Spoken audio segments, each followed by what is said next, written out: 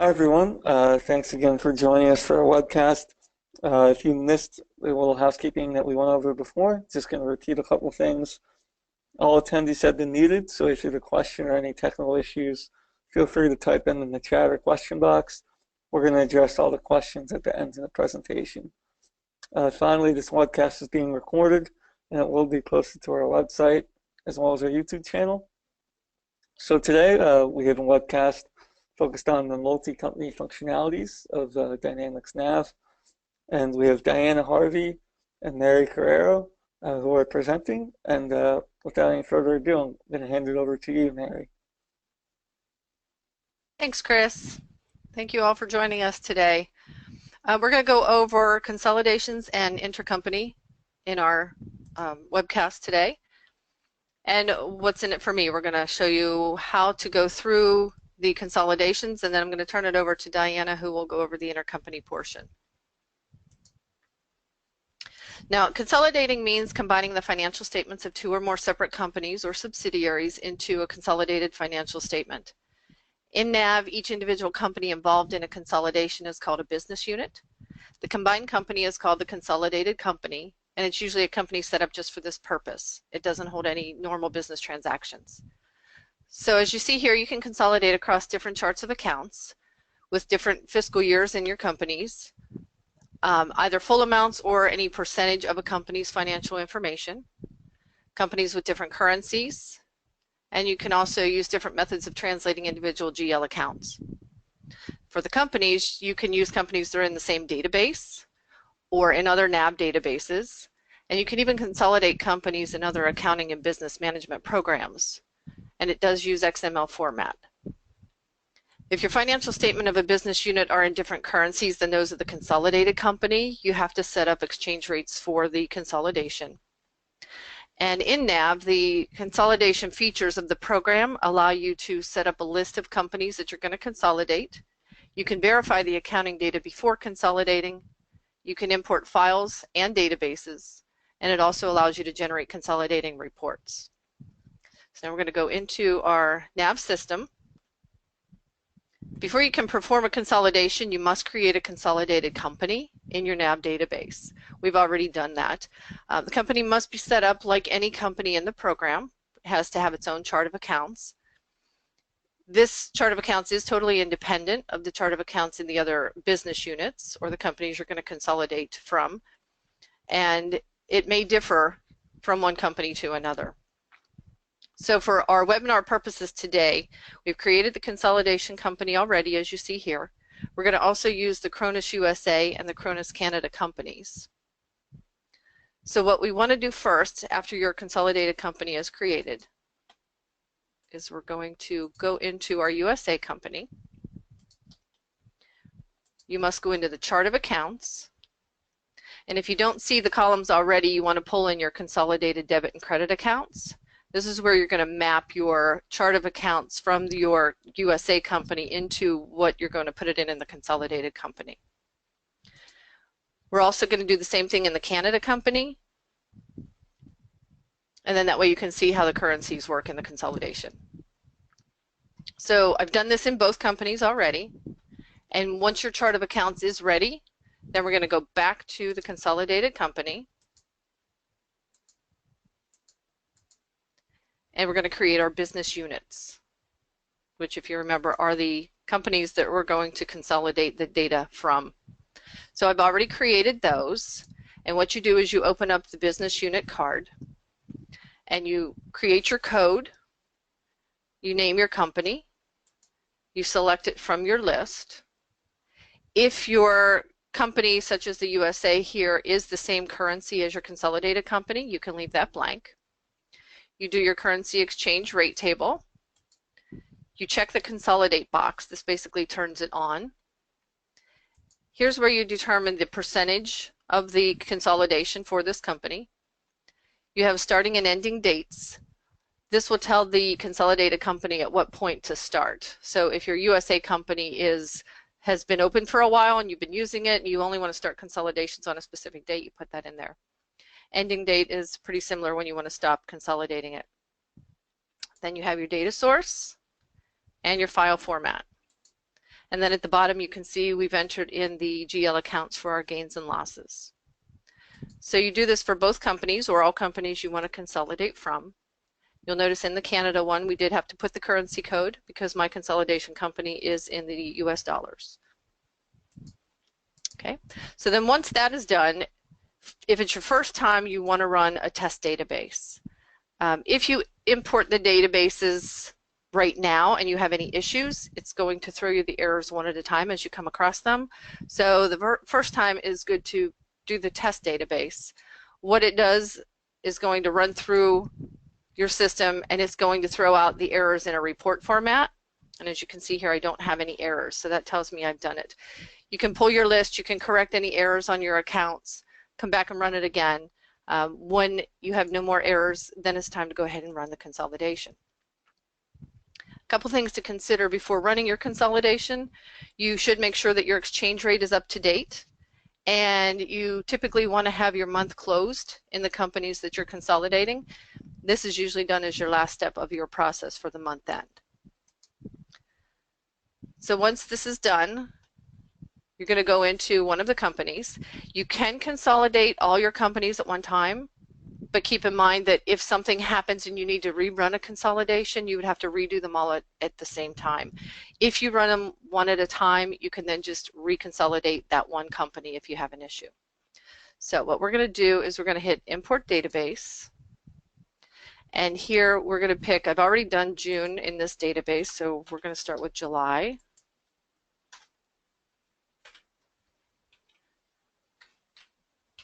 And then in the document number, you'll notice I have included the code of USA, and then I'm going to put the date. This will help you differentiate the transactions, and you'll see in a second. And then down here, because we're only doing one company, we're going to limit this to just the USA. And then you click OK. It's going to ask you if you want to consolidate, and you just say yes. And then once it's done, we're going to go look at the general ledger entries. And we're going to filter by our date. And you'll see there are transactions for our consolidation. So then what we can do once that one's done, we know it's right, we can go back into Canada.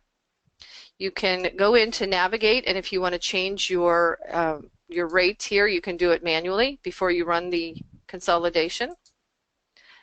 And then you just come over to the actions, import your database, same thing. And now what we're going to do with this one is we're going to change it to Canada, and then we'll come down here and select the Canadian company and run this one as well. So now it's processed that. Let's go look at our general ledger entries. And if we select our value, you can now see with that document number, you can easily differentiate between the USA and the Canada.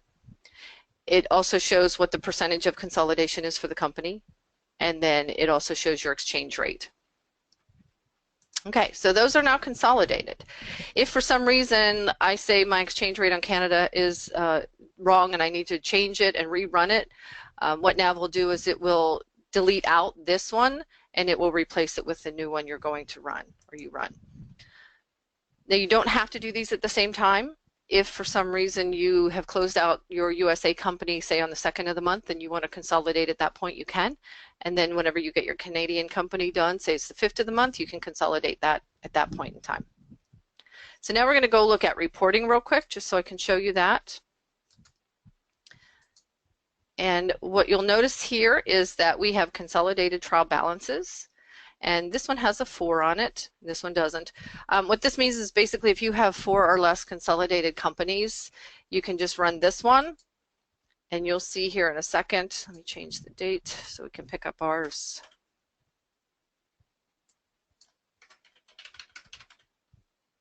And we will preview it. And you notice it has a Canadian company and a USA company. They're separated for you, and then they're totaled. Okay. The other thing you can do is do an account schedule. And what I've done in here is created one called Consolidated Income Statement. We're running it by the business units. And if you come in and edit your column layout, you see I've put USA and Canada and the total. And then you can just do an overview here. And it shows you the different columns for USA and Canada as well. Now, you can do dimensions in your consolidations. We didn't do it for time constraints on the webinar, but basically if you're going to run dimensions through this, you have to make sure that all dimensions that you want in consolidation exist in that company from both of the companies. And that's all I have for consolidation. I'm going to now turn it over to Diana for the intercompany portion. Thank you all.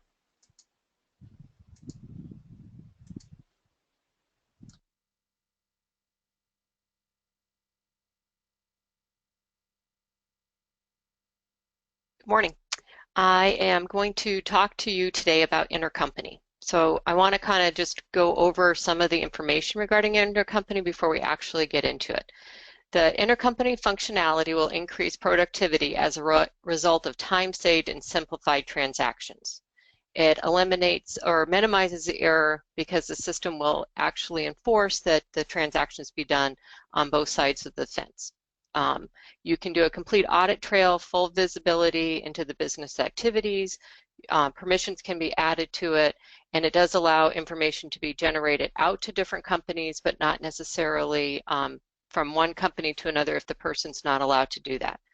That will allow you to allocate just expenses out or also sell and buy between the two companies or multiple companies.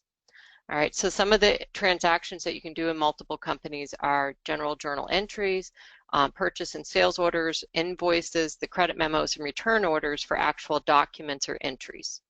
So what we're going to talk about in the demo is actually just doing a little bit of the setup that's involved, allocating out expenses. This is probably why intercompany is done, the most popular reason, and also doing some journal entries, and then we will sell some inventory up between the two companies. I'm going to go ahead and bring up my nav. So what I did in my nav here is I created a menu option called intercompany just to group some of the information together. You don't have that as a standard option in your system, but we certainly can easily add a menu option to the navigation pane. That is something that the end user can do. So I added that, and I also added some features to the ribbon. So if you don't see it in your system, that's why. It's because I've added it. So anything that you're looking for, as you want to search for it, you want to do IC for intercompany, not actually intercompany. So in your search box, search for the IC for partners chart of accounts and dimensions. So the first thing that is normally set up is determining what companies are going to do transactions among other companies. All right, so there's not necessarily one company that then does the multi-company out to other companies. You can do intercompany transactions among all your companies.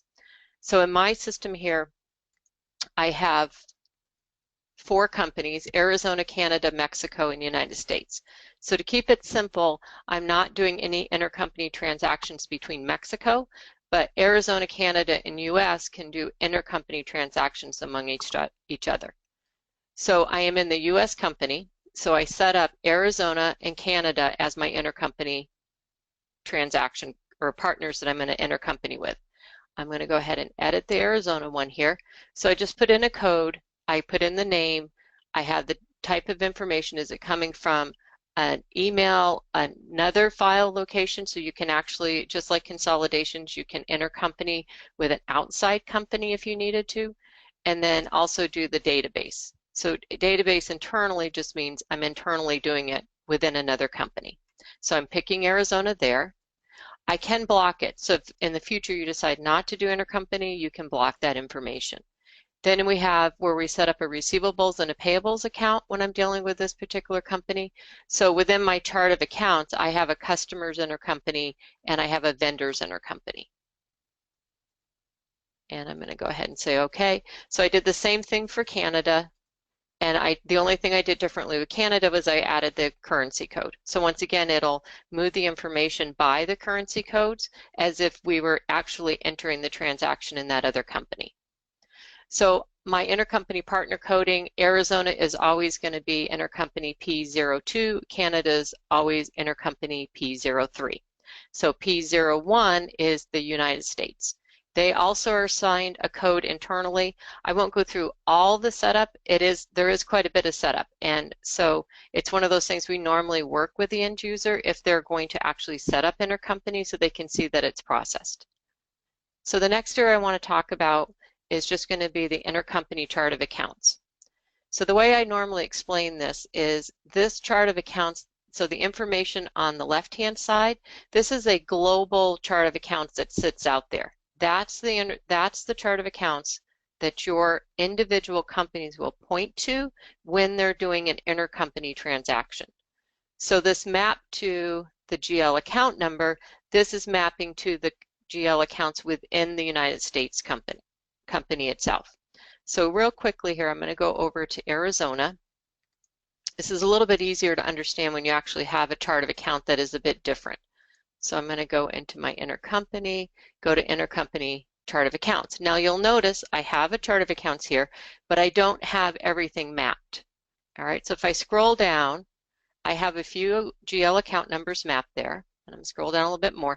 So these are the only accounts that I have set up within my Arizona company that I am going to do intercompany transactions against. So you don't actually have to set up the whole chart of accounts, and this actually has a different chart of account numbers. So you'll notice there are only 4 digits versus 5 digits. So this is my Arizona column, same as when I'm in the US or the Canada, I'm mapping to that chart of accounts. This on the left-hand side, this is a global chart of accounts. So this allows you actually to have different GL accounts within all your companies and then make, in a sense, a consolidating intercompany chart of account to map to.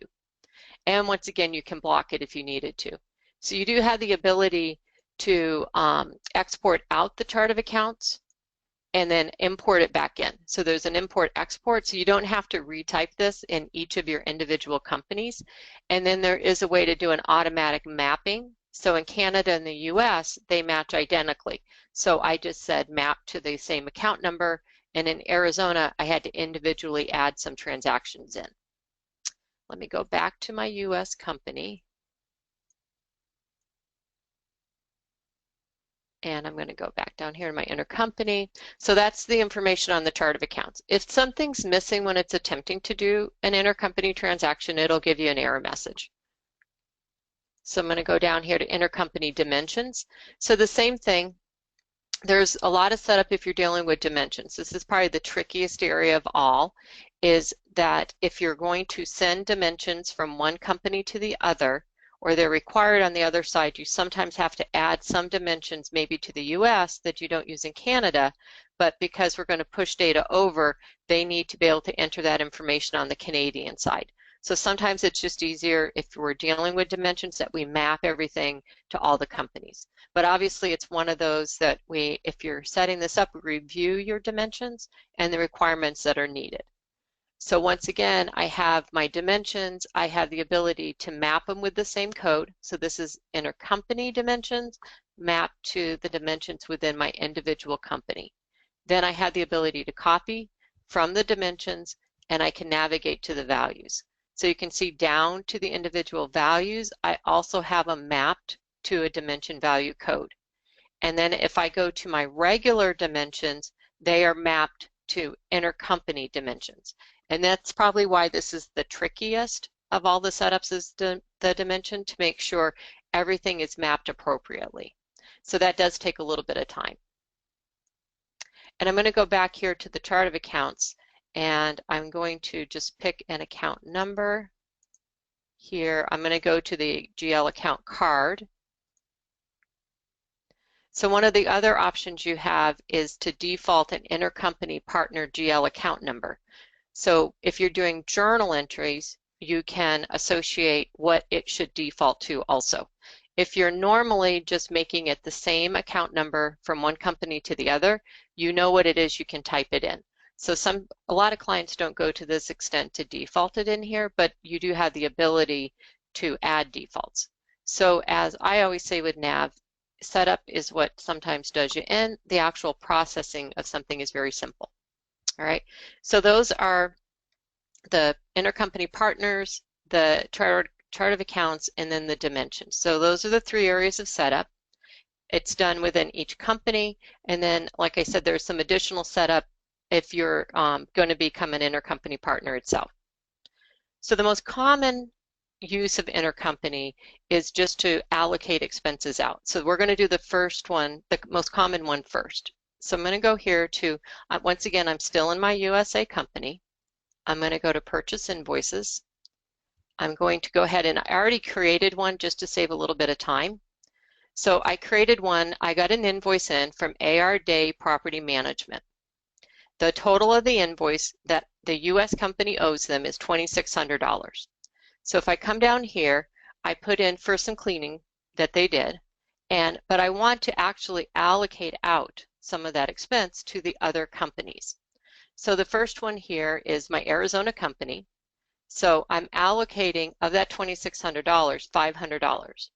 And to Canada, I'm allocating $600. And I chose my intercompany partner code is actually going to be, should be that number there, because it's it's the GL account number.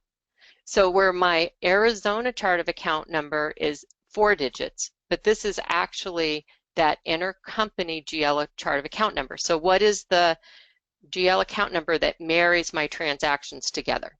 All right, so I'm allocating it to this expense accounts. I'm going to allocate it to that for my intercompany expense accounts. And then the US company has $1,500. So what I'm going to do is I'm just going to go ahead and post this.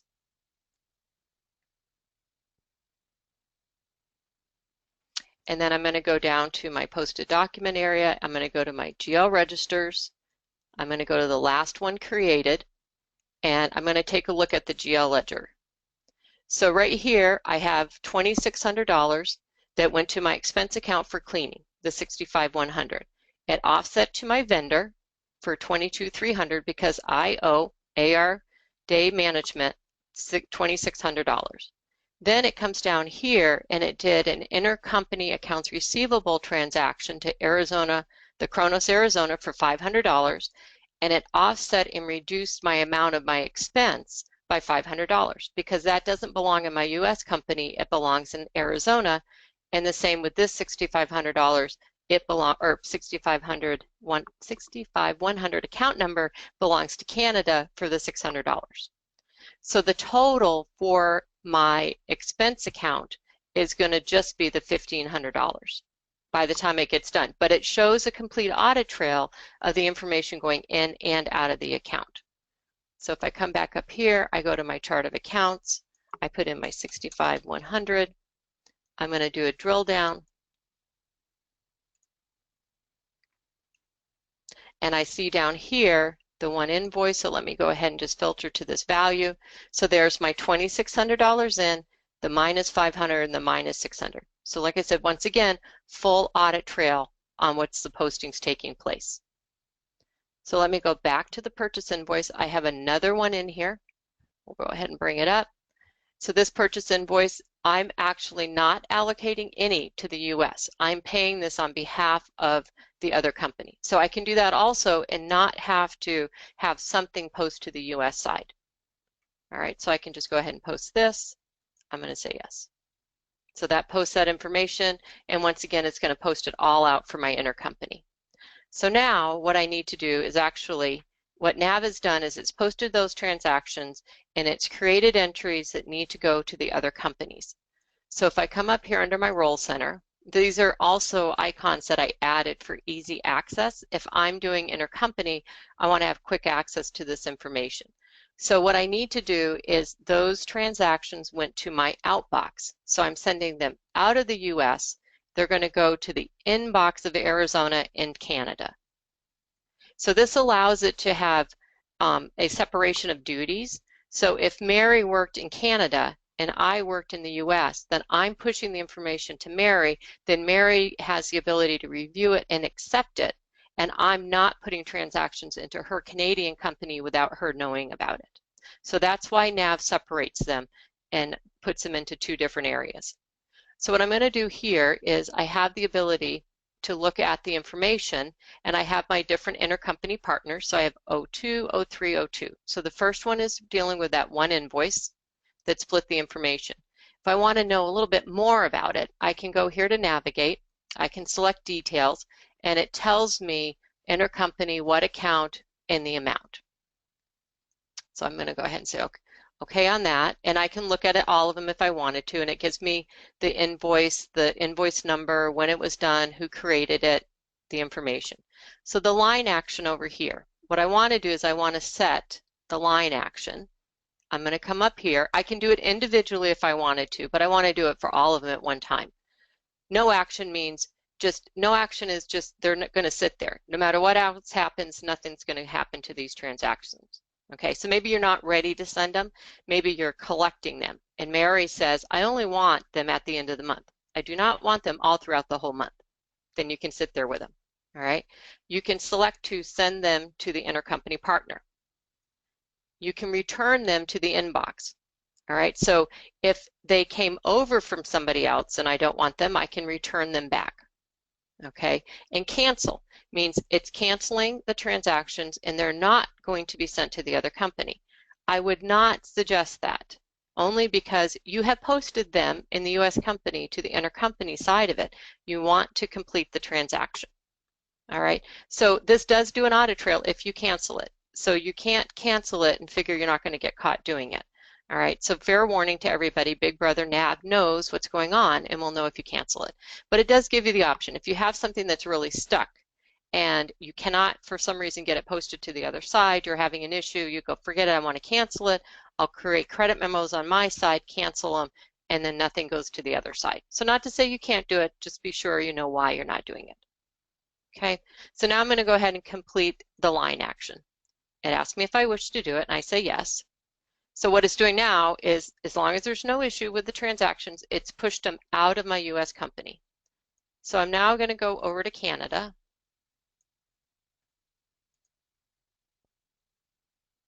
And I'm going to select my inbox. Now, once again, if it's a separation of duties, then it would be somebody else going into the inbox and receiving that information. All right, if you don't have a separation of duty and you're just working from within one company to the other, then you push it out of the outbox and you come over here and you go into the inbox. And the system, once again, is going to tell you what it was created by, where it came from. So there's my partner number one.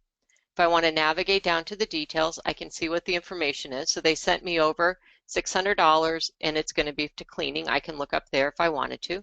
So I'm going to go ahead here under line action, since there's one line. I'm going to go ahead and accept it. Once again, I can return it to the intercompany partner. Maybe I don't want it. I'm not in agreement that we owe $600. I can cancel it if I wanted to. Once again, you're canceling it. It's not completed. You need to make sure you follow up with everybody if you're going to cancel it. I'm going to go ahead and accept it. You can also put comments on transactions. So if you want to explain why you're sending something over, you can do that also. So I'm going to go to actions. I'm going to complete the action. So because I'm doing this as I'm bringing in the transaction, it's really coming in as a journal entry. It was an invoice in one company, but it's a journal when it hits the other company. So I'm just going to go ahead and accept it. I can change the posting date. So once again, if you are sitting there and you get a whole bunch of transactions and you want everything the last day of the month, then you can just replace the transaction date if you wanted to. I'm going to go ahead and say OK. And before I get off the screen, you also have the import transaction file. So this is where you can import from another source besides importing it in from another partner. So I'm going to say OK there. So what the system has done is it's brought those entries into a journal. So it's going to offset to my intercompany partner code, and then it's going to put that expense to my cleaning supplies here. So I'm going to go ahead and post this and close this out. Now I'm going to go down to my general ledgers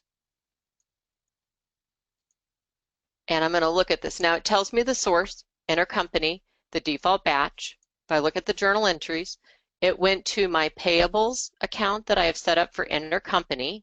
So there's my vendors intercompany, and then it also went to my cleaning supplies. So I'm going to close this out. I'm going to go to Canada or to Arizona real quick, because they actually had a different GL account number. So I'm going to go to my inbox. I have both these lines here.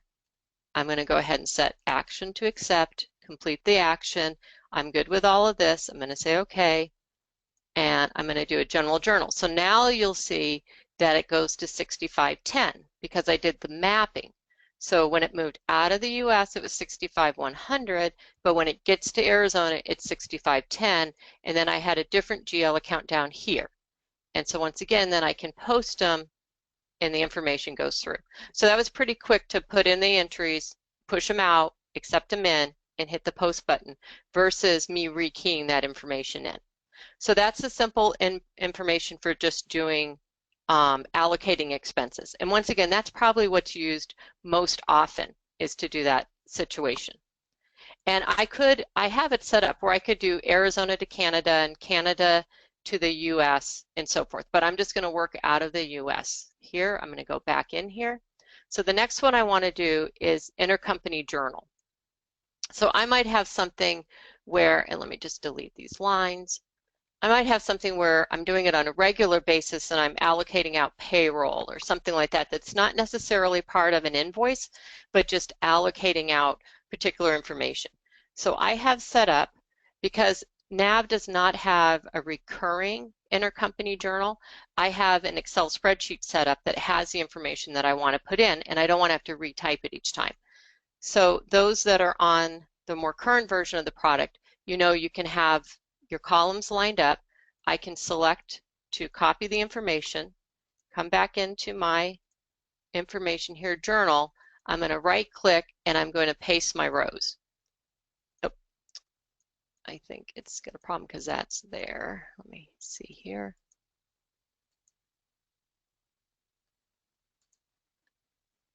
It should just copy. I probably should have left those entries there. Your company. There we go. So I did have it actually fail on purpose, just to kind of show a little bit of the copy rows and paste rows. It does validate when it's coming in that you actually have a true GL account number. All right, so I'm going to say okay, and maybe I just fat fingered this information here where it was offsetting to, or I don't have it set up actually. So I'm going to go in and just for simplicity's sake, I'm going to copy from above and I'm just going to take that additional information. So I don't have to retype it. But everybody always asks, does the paste row really validate the information as it's coming in? And it does. All right. So I did this journal entry. I'm in the US company. Once again, I put in my data information. Who am I sending it out to? Cronus, Arizona. What am I sending out to of them? So these are the values. I'm balancing it out to these different accounts. So that's my cleaning account, that's postage, that's phone and fax, and once again, phone and fax. So I'm allocating the expenses out to them, setting my document numbers here. So I'm going to go ahead and post my journal.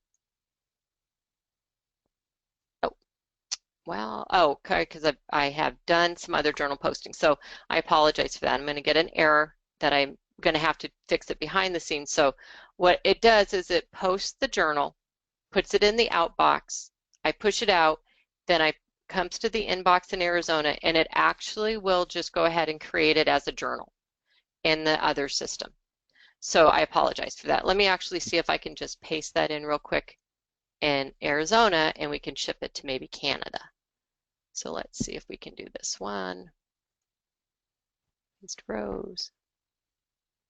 Oh, I won't be able to do Canada because all my lines are different. Let me just see if I can just type it in, refresh. And we're going to just ship this.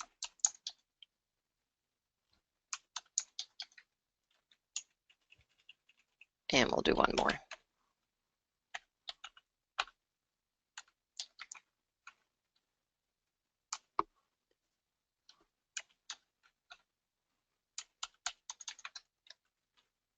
And let's see if we post. So that was my intercompany general journal. I'm going to go to my outbox. There are my two entries. So once again, I'm going to come up here. I'm going to say send to intercompany and yes. Oh, I'm not sure. Once again, I'm probably missing something on my setup. So it would normally just send the information over. So that's the journals. So the next area I want to cover is I'm just going to go ahead and cover the actually selling something to another company versus just allocating the expense out. And that's the last piece that we're going to cover here. So I'm going to go down here to a sales invoice. And what I did in the system already was I created a sales invoice, but I created a customer that is actually intercompany customer. All right, so I went down here and I created one for Canada. So the difference with this customer compared to all the others, as I layer down in here, is I've assigned it an intercompany partner code. So Canada is assigned to intercompany partner for Canada, that's the 03. You can only have one customer or one vendor per intercompany partner. So you can't have 4 different customers that you sell to that all point to Canada. It is a one-to-one relationship. All right, so you cannot have it have more than one assignment. All right, so then I went ahead and I already put in my inventory items and my information. So now I'm good to post this transaction. So I'm going to go ahead and post it. And this was just dealing with inventory. I didn't do anything special on the inventory side. All I did was set up the customer to say that it was an intercompany customer. So if I come down here and I go to my GL registers, go to the last transaction posted, come down here. So it really just sold it out to my intercompany customer and the revenue. All right, then I did my costing in this transaction here. Come back to home. If I go to my roll center, go to the outbox, there it says I have a sales document. What the document was, what do I want to do with it? I want to push that sales document over to my intercompany partner.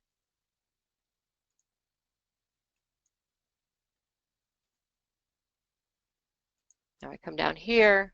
Once again, I'm going to go to Canada. I go to the intercompany inbox, and there it says it's a purchase document now because they had the bicycle parts, they sold them out of the US, and I am purchasing them in Canada. So I can, if I wanted to, see the details of the information. So the detail brings it up, shows me the actual invoice. All right, and the Canadian side, I've already set up the US as an intercompany vendor. So I'm going to go ahead and accept it, complete the actions. Even though it has the same information for journals, it also is just going to create a document for me. So I can come over here. I go to purchase invoices. There's my intercompany Canada, edit, and then it has all of the inventory down here. So once again, it allows me to move the information from one company to the other, and I'm not retyping it in, I'm not redoing the cost, I'm not checking the dimensions. Everything is pushed over as it needs to be pushed over, and then you can just go ahead and post it. It even fills in the invoice number for me so that I don't have to put that information in the system. And there it posts the transaction through. So that's another one that's done. This one is not done as much, like I said, as the other ones where it's allocating the expenses out. That's normally the one that's done most often. Now, the last area with the intercompany, as I said, there is a complete audit trail, is they have what's called handled intercompany inboxes and outboxes. So handled in NAV is very similar to posting. So this is the inbox. So it handled transactions from the US company. It tells you what type of transaction. So there are some journals that were done, the purchase document. I can also navigate to see the details of it, and it brings me up and shows me the information again. And it also will tell me if the status was that I had just brought it into the system or if I canceled it and so forth. So it does show me that information back and forth. And then if I have anything that's sent out, so there's my different partners that it's sent information out. And once again, I could look at the details. And then one of the other things is you can recreate the transaction. So if you accidentally cancel the transaction or you tell it not to send or send it back, then it will let you recreate it to push the information back.